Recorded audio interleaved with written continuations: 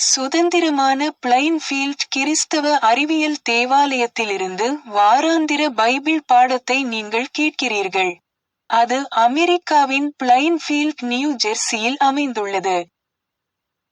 மேலும் தகவலுக்கு எங்கள் வலைத்தளத்தை பார்வையிடவும். www.plainfieldcs.com. இது பாடம் ஞாயிற்றுக்கிழமை ஏப்ரல் 19, 2026. தலைப்ப பிராயச்சித்தம் கோட்பாடு. கோல்டன் உரை. மத்தேயு.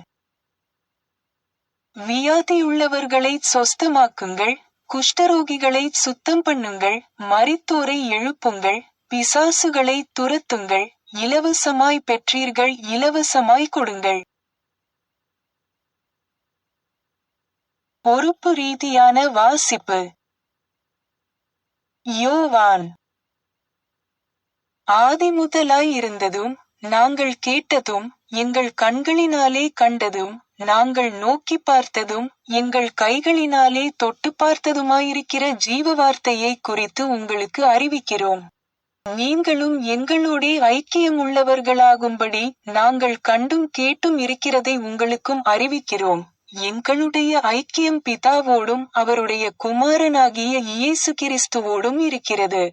உங்கள் சந்தோஷம் நிறைவாயிருக்கும்படி இவைகளை உங்களுக்கு எழுதுகிறேன். தேவன் ஒளியாயிருக்கிறார், அவரில் எவ்வளவேனும் இருளில்லை. இது நாங்கள் அவரிடத்தில் கேட்டு உங்களுக்கு அறிவிக்கிற விசேஷமாயிருக்கிறது.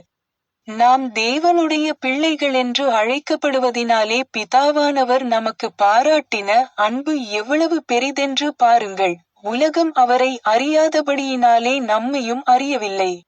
பிரியமானவர்களே, இப்பொழுது தேவனுடைய பிள்ளைகளாயிருக்கிறோம். இனி எவ்விதமாயிருப்போமென்று இன்னும் வெளிப்படவில்லை. ஆகிலும் அவர் வெளிப்படும்போது அவர் இருக்கிறவண்ணமாகவே நாம் அவரை தரிசிப்பதினால் அவருக்கு ஒப்பாயிருப்போமென்று அறிந்திருக்கிறோம்.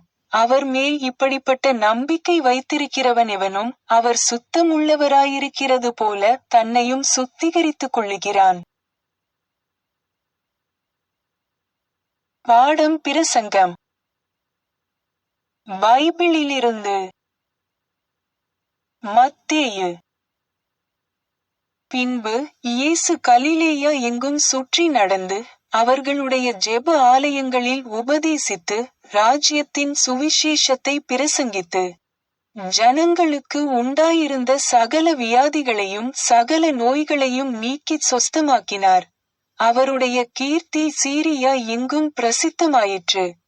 அப்பொழுது பலவித வியாதிகளையும் வேதனைகளையும் அடைந்திருந்த சகல பிணியாளிகளையும் பிசாசு பிடித்தவர்களையும் சந்திரரோகிகளையும் திமிர்வாதக்காரரையும் அவரிடத்தில் கொண்டு வந்தார்கள்.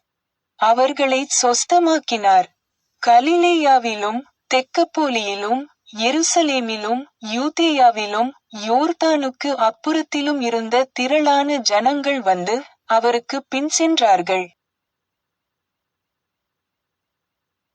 மத்தேயு. அவர் திரளான ஜனங்களைக் கண்டு மலையின் மேல் ஏறினார். அவர் உட்கார்ந்த பொழுது அவருடைய சீஷர்கள் அவரிடத்தில் வந்தார்கள்.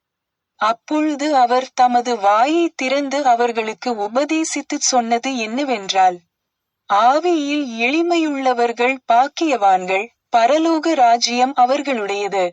துயரப்படுகிறவர்கள் பாக்கியவான்கள், அவர்கள் ஆறுதலடைவார்கள். சாந்த குணமுள்ளவர்கள் பாக்கியவான்கள், அவர்கள் பூமியை சுதந்தரித்துக் கொள்ளுவார்கள். நீதியின் மேல் பசிதாகமுள்ளவர்கள் பாக்கியவான்கள், அவர்கள் திருப்தியடைவார்கள். இரக்கமுடையவர்கள் பாக்கியவான்கள், அவர்கள் இரக்கம் பெறுவார்கள்.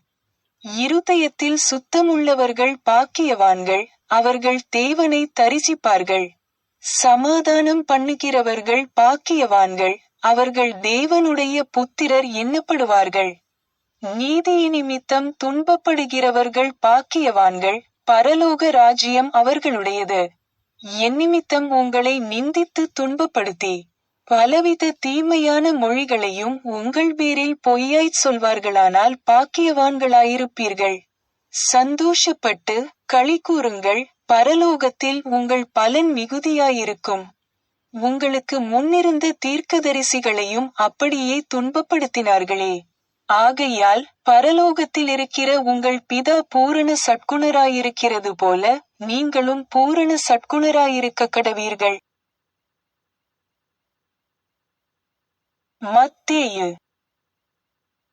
அப்பொழுது பிசாசு பிடித்த குருடும் ஊமையுமான ஒருவன் அவரிடத்தில் கொண்டுவரப்பட்டான். குருடும் ஊமையுமானவன் பேசவும் காணவுந்தக்கதாக அவனைச் சொஸ்தமாக்கினார். ஜனங்கள் எல்லாரும் ஆச்சரியப்பட்டு, தாவீதின் குமாரன் இவர்தானோ என்றார்கள். பரிசேயர் அதைக் கேட்டு, இவன் பெயல்செபூலினாலே பிசாசுகளை துரத்துகிறானேயல்லாமல் மற்றபடியல்ல என்றார்கள். இயேசு அவர்களுடைய சிந்தனைகளை அறிந்து அவர்களை நோக்கி, தனக்குத்தானே விரோதமாய் பிரிந்திருக்கிற எந்த ராஜ்யமும் பாழாய்ப்போம், தனக்குத்தானே விரோதமாய் பிரிந்திருக்கிற எந்த பட்டணமும் எந்த வீடும் நிலை நிற்க மாட்டாது. சாத்தானைச் சாத்தான் துரத்தினால் தனக்கு விரோதமாக தானே பிரிவினை செய்கிறதாயிருக்குமே, அப்படிச் செய்தால் அவன் ராஜ்யம் எப்படி நிலை நிற்கும்? நான் பெயல்செபூலினாலே பிசாசுகளை துரத்தினால் உங்கள் பிள்ளைகள் அவைகளை யாராலே துரத்துகிறார்கள்? ஆகையால் அவர்களே உங்களை நியாயந்தீர்க்கிறவர்களாயிருப்பார்கள். நான் தேவனுடைய ஆவியினாலே பிசாசுகளை துரத்துகிறபடியால் தேவனுடைய ராஜ்யம் உங்களிடத்தில் வந்திருக்கிறதே. இப்படி அவர் ஜனங்களோடே பேசுகையில் அவருடைய தாயாரும் சகோதரரும் அவரிடத்தில் பேச வேண்டுமென்று வெளியே நின்றார்கள். அப்பொழுது ஒருவன் அவரை நோக்கி, உம்முடைய தாயாரும் உம்முடைய சகோதரரும் உம்மோடே பேச வேண்டுமென்று வெளியே நிற்கிறார்கள் என்றான். தம்மிடத்தில் இப்படிச் சொன்னவனுக்கு அவர் பிரதியுத்தரமாக, என் தாயார் யார், என் சகோதரர் யார் என்று சொல்லி தம்முடைய கையை தமது சீஷர்களுக்கு நேரே நீட்டி, இதோ என் தாயும் என் சகோதரரும் இவர்களே. பரலோகத்திலிருக்கிற என் பிதாவின் சித்தத்தின்படி செய்கிறவன் எவனோ அவனே எனக்கு சகோதரனும் சகோதரியும் தாயுமாய் இருக்கிறான் என்றார். யோவான். இயேசு தேவாலயத்தில் சாலோமோனுடைய மண்டபத்திலே உலாவிக் கொண்டிருந்தார். அப்பொழுது யூதர்கள் அவரைச் சூழ்ந்து கொண்டு, எதுவரைக்கும் எங்கள் ஆத்துமாவுக்குச் சந்தேகம் உண்டாக்குகிறீர்? நீர் கிறிஸ்துவானால் எங்களுக்கு தெளிவாய்ச் சொல்லும் என்றார்கள். இயேசு அவர்களுக்கு பிரதியுத்தரமாக, அதை உங்களுக்கு சொன்னேன், நீங்கள் விசுவாசிக்கவில்லை. என் பிதாவின் நாமத்தினாலே நான் செய்கிற கிரியைகளே என்னை குறித்து சாட்சி கொடுக்கிறது. ஆனாலும் நான் உங்களுக்கு சொன்னபடியே நீங்கள் என் மந்தையின் ஆடுகளாயிராதபடியினால் விசுவாசியாமல் இருக்கிறீர்கள். என் ஆடுகள் என் சத்தத்திற்குச் செவி கொடுக்கிறது. நான் அவைகளை அறிந்திருக்கிறேன், அவைகள் எனக்கு பின்செல்லுகிறது. நான் அவைகளுக்கு நித்திய ஜீவனை கொடுக்கிறேன், அவைகள் ஒரு காலும் கெட்டுப்போவதில்லை. ஒருவனும் அவைகளை என் கையிலிருந்து பறித்துக் கொள்வதுமில்லை. அவைகளை எனக்கு தந்த என் பிதா எல்லாரிலும் பெரியவராயிருக்கிறார், அவைகளை என் பிதாவின் கையிலிருந்து பறித்துக் கொள்ள ஒருவனாலும் கூடாது. நானும் பிதாவும் ஒன்றாயிருக்கிறோம் என்றார். நானும் பிதாவும் ஒன்றாயிருக்கிறோம் என்றார். அப்பொழுது யூதர்கள் மறுபடியும் அவர் மேல் கல்லெறியும்படி கல்லுகளை எடுத்துக்கொண்டார்கள். யோவான். பஸ்கா பண்டிகைக்கு முன்னே இயேசு இவ்வுலகத்தை விட்டு பிதாவினிடத்திற்கு போகும்படியான தம்முடைய வேளை வந்ததென்று அறிந்து தாம் இவ்வுலகத்தில் இருக்கிற தம்முடையவர்களிடத்தில் அன்பு வைத்தபடியே முடிவு பரியந்தமும் அவர்களிடத்தில் அன்பு வைத்தார். யோவான். இயேசு இவைகளைச் சொன்ன பின்பு தம்முடைய கண்களை வானத்துக்கு ஏறெடுத்து, ஒன்றான மெய்த்தேவனாகிய உம்மையும் நீர் அனுப்பினவராகிய இயேசு கிறிஸ்துவையும் அறிவதே நித்திய ஜீவன். பூமியிலே நான் உம்மை மகிமைப்படுத்தினேன். நான் செய்யும்படி நீர் எனக்கு நியமித்த கிரியையைச் செய்து முடித்தேன். இப்பொழுது நான் உம்மிடத்திற்கு வருகிறேன். அவர்கள் என் சந்தோஷத்தை நிறைவாய் அடையும்படி உலகத்தில் இருக்கையில் இவைகளைச் சொல்லுகிறேன். அவர்களும் சத்தியத்தினாலே பரிசுத்தமாக்கப்பட்டவர்களாகும்படி அவர்களுக்காக நான் என்னைத்தானே பரிசுத்தமாக்குகிறேன். நான் இவர்களுக்காக வேண்டிக் கொள்ளுகிறதுமல்லாமல் இவர்களுடைய வார்த்தையினால் என்னை விசுவாசிக்கிறவர்களுக்காகவும் வேண்டிக் கொள்ளுகிறேன். நாம் ஒன்றாயிருக்கிறது போல அவர்களும் ஒன்றாயிருக்கும்படி நீர் எனக்கு தந்த மகிமையை நான் அவர்களுக்கு கொடுத்தேன். நீதியுள்ள பிதாவே, உலகம் உம்மை அறியவில்லை, நான் உம்மை அறிந்திருக்கிறேன். நீர் என்னை அனுப்பினதை இவர்களும் அறிந்திருக்கிறார்கள். நீர் என்னிடத்தில் வைத்த அன்பு அவர்களிடத்தில் இருக்கும்படிக்கும் நானும் அவர்களில் இருக்கும்படிக்கும் உம்முடைய நாமத்தை அவர்களுக்கு தெரியப்படுத்தினேன், இன்னமும் தெரியப்படுத்துவேன் என்றார். மத்தேயு. ராஜ்யமும் வல்லமையும் மகிமையும் என்றென்றைக்கும் உம்முடையவைகளே, ஆமென் என்பதே. மேரி பேக்கர் எட்டி எழுதிய கிறிஸ்டியன் சயின்ஸ் பாடநூல் அறிவியல் மற்றும் ஆரோக்கியத்துடன் கீடூத்தி ஸ்கிரிப்ட்ஸிலிருந்து தொடர்புடைய பத்திகளை படிப்பேன். அறிவியல் மற்றும் ஆரோக்கியம். பாவநிவாரணம் என்பது கடவுளுடனான மனிதனின் ஐக்கியத்திற்கு ஒரு எடுத்துக்காட்டாகும். இதன் மூலம் மனிதன் தெய்வீக சத்தியம், வாழ்வு மற்றும் அன்பை பிரதிபலிக்கிறான். நாசரேத்தின் இயேசு பிதாவுடன் மனிதனின் ஐக்கியத்தை கற்பித்து நிரூபித்தார். இதற்காக நாம் அவருக்கு முடிவில்லாத மரியாதையை செலுத்த கடமைப்பட்டுள்ளோம். அவருடைய பணி தனிப்பட்டதாகவும் கூட்டுப்பணியாகவும் இருந்தது. அவர் தனது வாழ்நாள் பணியை தனக்கு நீதியுடன் மட்டுமல்லாமல் மனிதர்கள் மீது இரக்கத்துடனும் சரியாகச் செய்தார். அவர்கள் தங்கள் பணியை எவ்வாறு செய்வது என்று காட்டுவதற்காகவே தவிர அவர்களுக்காக அதைச் செய்வதற்கோ அல்லது அவர்களின் எந்தவொரு பொறுப்பிலிருந்தும் அவர்களை விடுவிப்பதற்கோ அல்ல. இயேசு புலன்களின் அங்கீகரிக்கப்பட்ட சான்றுகளுக்கு எதிராகவும் பரிசேயர்களின் கோட்பாடுகள் மற்றும் நடைமுறைகளுக்கு எதிராகவும் தைரியமாகச் செயல்பட்டார். மேலும் தனது குணமாக்கும் சக்தியால் அனைத்து எதிரிகளையும் மறுத்தார். கிறிஸ்துவின் பாவ நிவாரணம் மனிதனை கடவுளுடன் ஒப்புரவாக்குகிறது, கடவுளை மனிதனுடன் அல்ல, ஏனெனில் கிறிஸ்துவின் தெய்வீக கொள்கையே கடவுள். கிறிஸ்து என்னும் குணமாக்குதல் எனும் ஆன்மீக அடித்தளத்தில் இயேசு தமது திருச்சபையை நிறுவி தமது பணியை தொடர்ந்தார். தமது மதத்திற்கு ஒரு தெய்வீக கோட்பாடு உண்டு என்றும் அது பிழைகளை அகற்றி நோயுற்றவர்களையும் பாவிகளையும் குணப்படுத்தும் என்றும் அவர் தம்மை பின்பற்றுபவர்களுக்கு போதித்தார். கடவுளிடமிருந்து பிரிக்கப்பட்ட அறிவு, செயல் அல்லது வாழ்க்கை தனக்கு இல்லை என்று அவர் கூறினார். இதனால் அவர் மீது சுமத்தப்பட்ட துன்புறுத்தல்கள் இருந்தபோதிலும் மனிதர்களை உடல் ரீதியாகவும் ஆன்மீக ரீதியாகவும் காப்பாற்ற அவர் தமது தெய்வீக சக்தியை பயன்படுத்தினார். அன்றும் இன்றும் உள்ள கேள்வி இதுதான்: இயேசு நோயாளிகளை எவ்வாறு குணப்படுத்தினார்? இந்த கேள்விக்கான அவரது பதிலை உலகம் நிராகரித்தது. நானும் என் பிதாவும் ஒன்றே என்ற நம் ஆண்டவரின் கூற்று அவரை ரபிக்களின் கல்விசார் இறையியலிலிருந்து பிரித்தது.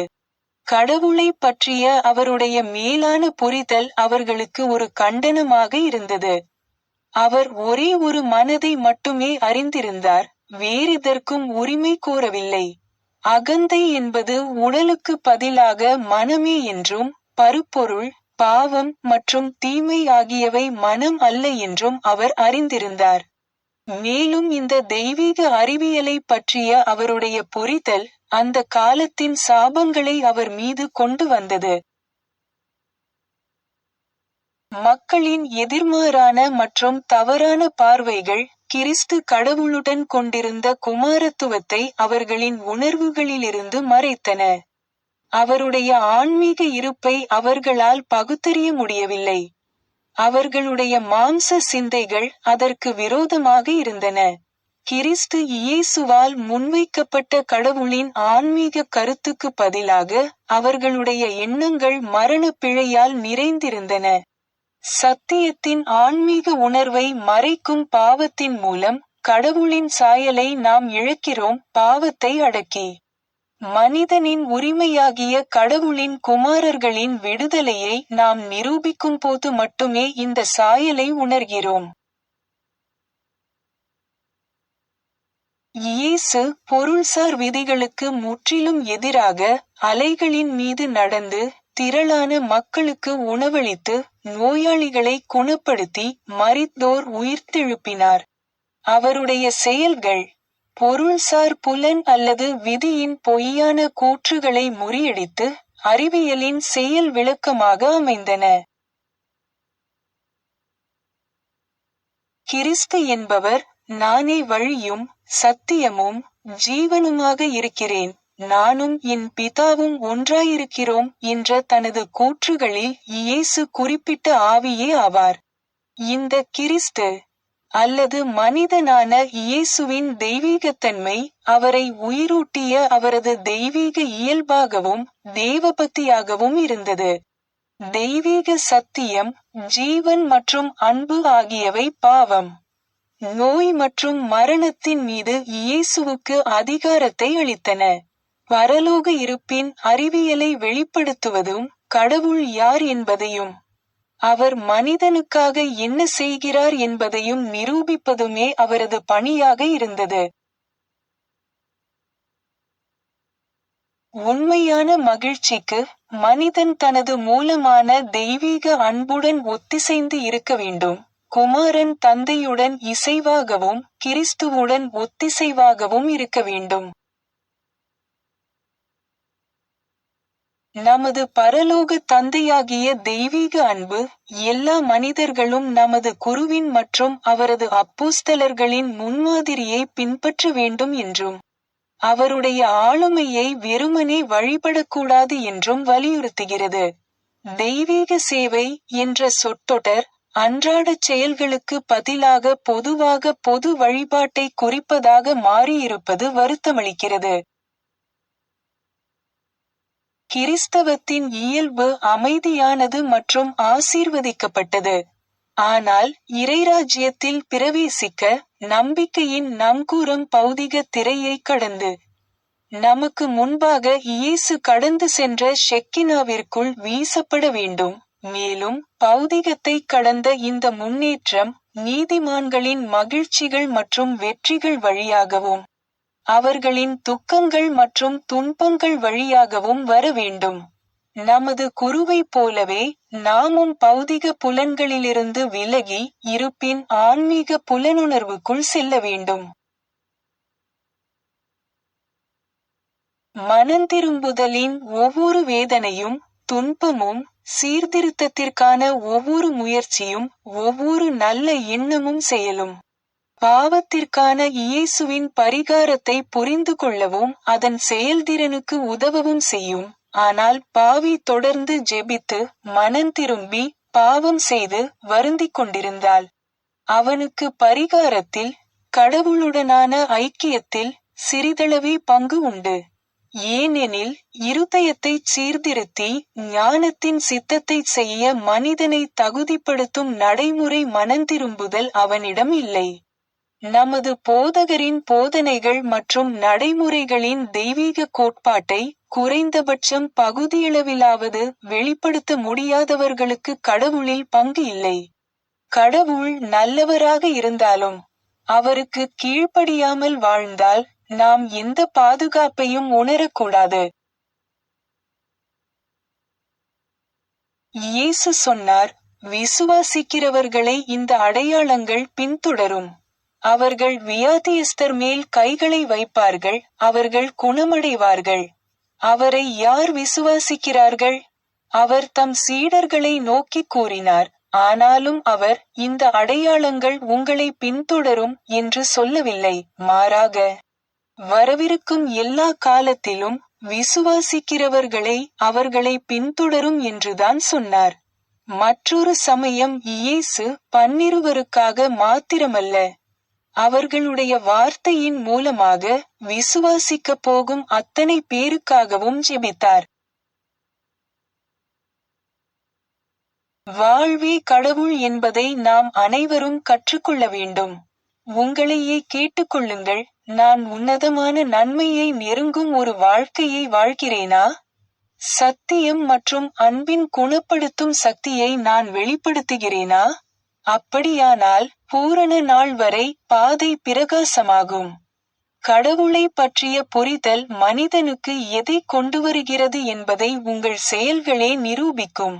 இந்த எண்ணத்தை எப்போதும் மனதில் கொள்ளுங்கள், அதாவது அனைத்து உண்மையான இருப்புகளுக்கும் அடிப்படையாகவும் மேலாகவும் அவற்றை உள்ளடக்கியதாகவும் இருக்கும் தெய்வீக கொள்கையான அன்பின் அடிப்படையில் குணப்படுத்தும் விதியை அறிவியல் பூர்வமான உறுதியுடன் நிரூபிக்க ஆவிக்குரிய கருத்தான பரிசுத்த ஆவியும் கிறிஸ்துவுமே உங்களுக்கு உதவுகின்றன. சர்ச் கையேட்டில் கொடுக்கப்பட்டுள்ளபடி மேரி பேக்கர் எட்டியின் 3 தினசரி கடமைகளை இப்போது படிப்பேன். தினசரி ஜெபம். ஒவ்வொரு நாளும் ஜெபிப்பது இந்த திருச்சபையின் ஒவ்வொரு உறுப்பினரின் கடமையாகும். உம்முடைய ராஜ்யம் வா, தெய்வீக சத்தியம், வாழ்க்கை, அன்பு ஆகியவற்றின் ஆட்சி என்னுள் நிலை பெறட்டும்.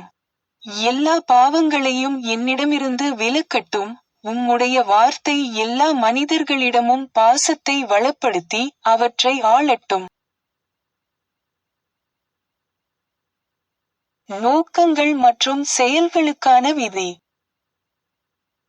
தி மதர் சர்ச்சின் உறுப்பினர்களின் நோக்கங்கள் அல்லது செயல்களை விரோதமோ அல்லது தனிப்பட்ட இணைப்போ தூண்டக்கூடாது. அறிவியலில் தெய்வீக அன்பு மட்டுமே மனிதனை ஆளுகிறது. ஒரு கிறிஸ்தவ விஞ்ஞானி அன்பின் இனிமையான வசதிகளையும் பாவத்தை கண்டிப்பதிலும் உண்மையான சகோதரத்துவம், தொண்டு, மன்னிப்பு ஆகியவற்றிலும் பிரதிபலிக்கிறார். இந்த திருச்சபையின் உறுப்பினர்கள் தினந்தோறும் கவனித்து எல்லா தீமைகளிலிருந்தும் தீர்க்கதரிசனம், தீர்ப்பு, கண்டனம், ஆலோசனை, செல்வாக்கு செலுத்துதல் அல்லது தவறாக செல்வாக்கு செலுத்துதல் ஆகியவற்றிலிருந்து விடுவிக்கப்பட வேண்டும். கடமைக்கு விழிப்புணர்வு. ஆக்கிரமிப்பு மனநல ஆலோசனைகளுக்கு எதிராக தினமும் தன்னை தற்காத்துக் கொள்வது இந்த திருச்சபையின் ஒவ்வொரு உறுப்பினரின் கடமையாகும். மேலும் கடவுளுக்கும் அவரது தலைவருக்கும் மனிதகுலத்திற்கும் அவர் செய்ய வேண்டிய கடமையை மறக்கவோ புறக்கணிக்கவோ கூடாது. அவருடைய கிரியைகளால் அவர் நியாயந்தீர்க்கப்படுவார், நியாயப்படுத்தப்படுவார் அல்லது கண்டிக்கப்படுவார்.